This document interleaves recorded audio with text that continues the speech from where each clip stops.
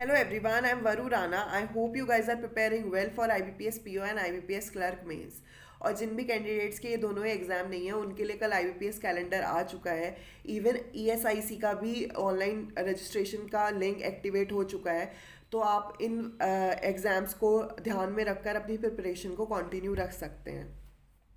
और इन एग्ज़ाम्स के प्री और मेंस के लिए अभी से क्या स्ट्रैटेजी रहनी चाहिए, इसके लिए भी मैं वीडियोस लेकर आऊँगी, तो उसके लिए आप इस चैनल को सब्सक्राइब कर दीजिए।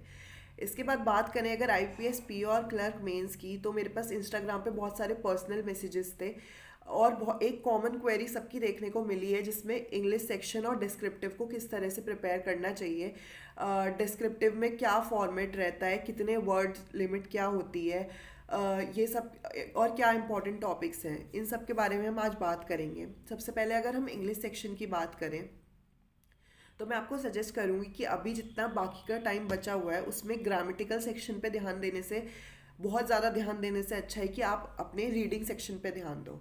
अपने न्यूज़पेपर और कॉलम्स डेली पढ़ो और अब जिससे आपकी रीडिंग हैबिट अच्छी होगी और आपकी, क्योंकि मेंस के एग्ज़ाम में आपको 12 से 15 क्वेश्चन आपको रीडिंग कॉम्प्रिहेंशन के देखने को मिलेंगे, क्लोज टेस्ट आपको देखने को मिलेगा और इवन पैरा जंबल भी आपको देखने को मिल सकता है। तो वो आप तभी उस सेक्शन में आप तभी स्कोर कर पाओगे जब आपकी रीडिंग हैबिट बहुत अच्छी होगी। इसके अलावा आपको जो वर्ड्स आपको उसमें नहीं आते हैं आप उनको मार्क करो और उनका मीनिंग देखकर और उनको लर्न करने की कोशिश करो, समझने की कोशिश करो। इसके अलावा मेरे पास एक और क्वेश्चंस थे कि आरसी को किस तरह से सॉल्व करना चाहिए, मतलब क्या हमें पहले क्वेश्चंस पढ़ के और फिर आरसी में उनका आंसर ढूंढना चाहिए या पहले आरसी पढ़ के फिर क्वेश्चंस पे जंप करना चाहिए। तो मैं आपको सजेस्ट करूँगी कि आप पहले आरसी पूरा पढ़ो, उसकी एक बेसिक अंडरस्टैंडिंग डेवलप करो कि उसमें बोला क्या जा रहा है और फिर क्वेश्चंस पे जंप करो। क्योंकि मेंस के अंदर आपको डायरेक्ट ऐसे क्वेश्चन नहीं देखने को मिलेंगे कि आप क्वेश्चन पढ़ोगे और उनका आंसर आरसी में देख लोगे। आपको बहुत ऐसे क्वेश्चंस देखने को मिलेंगे कि इस पैसेज का सेंट्रल आइडिया क्या है या इसकी टोन क्या है या इसका टाइटल क्या हो सकता है। तो वो आप एक दो लाइन पढ़ के आप इन क्वेश्चंस के आंसर नहीं दे सकते हो। तो मैं आपको सजेस्ट करूँगी कि आप पहले पूरा आरसी पढ़ो और उसके बाद इन क्वेश्चंस को अटेम्प्ट करो।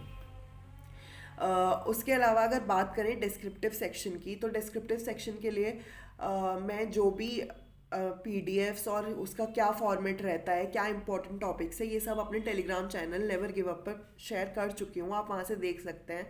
चैनल का लिंक मैं डिस्क्रिप्शन में डाल दूँगी।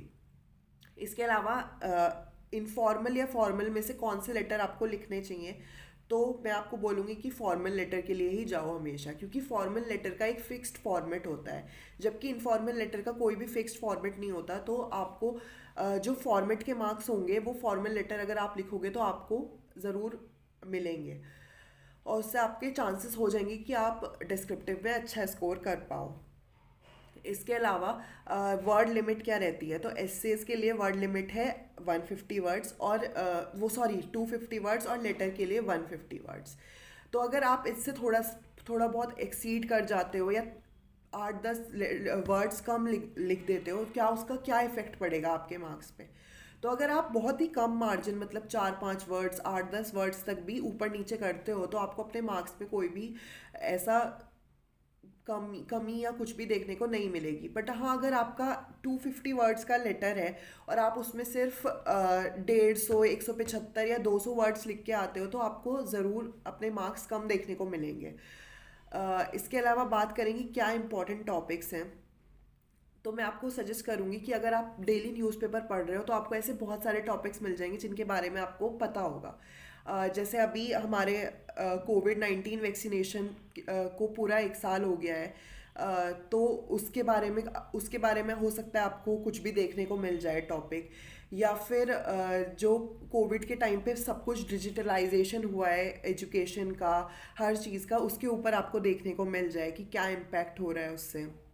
इसके अलावा क्रिप्टो बैन जो आरबीआई ने किया है उसके ऊपर आपको कुछ ना कुछ देखने को मिल जाए टॉपिक।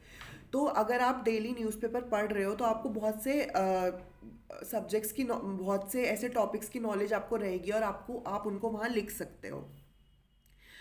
इसके अलावा सबसे पहले और मैं आपको सजेस्ट करूँगी कि आप रोज़ एक लेटर और एक ऐसे ज़रूर टाइप करके देखो और टाइमर के साथ टाइप करके देखो, ताकि आप